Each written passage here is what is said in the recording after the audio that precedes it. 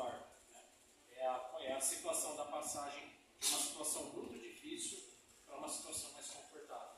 E, biblicamente, não é diferente. A gente pode também entender que no Antigo Testamento a salvação ela se dava por meio, como até exemplo que eu dei com eles, por meio de livramentos físicos, em cenários de guerra, em cenários que envolvem epidemias, doenças, tipos e símbolos, né, que era o sacrifício do cordeiro, né, para poder cobrir, perdoar pecados, e o quanto isso se reflete nos dias atuais, ou seja, no tempo da graça, no Novo Testamento. A salvação também se dá por meio de como? Pela fé em Cristo, não de obras, para que nenhum ser humano se glorie. A justificação pela graça, a nova criação, andar em novidade de vida, e a unidade com Cristo, que significa ter união, relacionamento, nos tornarmos amigos, íntimos de Deus. E sem contar uma promessa que nos preserva até a vida eterna. Amém? Como prova do aprendizado, eu vou direcionar algumas perguntas para os alunos. David, qual que é o sentido que a palavra salvação aparece no Antigo quanto no Novo Testamento? No Novo Testamento, na maioria das vezes, a palavra salvação traz o sentido de perdão aos pecados.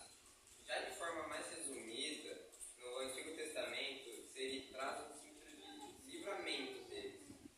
De curas físicas. No Antigo Testamento, de curas físicas, livramento, porém já no Novo Testamento já algo mais interno, espiritual. Perdão de pecados. Por quê? Porque Cristo morreu.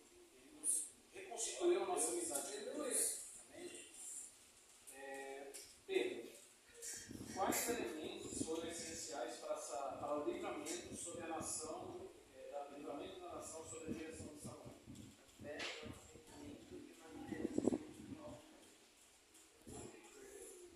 Irmãos, aqui, só para abrir um pouco de parênteses, quando eu fiz a pergunta 3, ele fala assim: quais elementos foram essenciais para o livramento da nação sobre a direção de Samuel?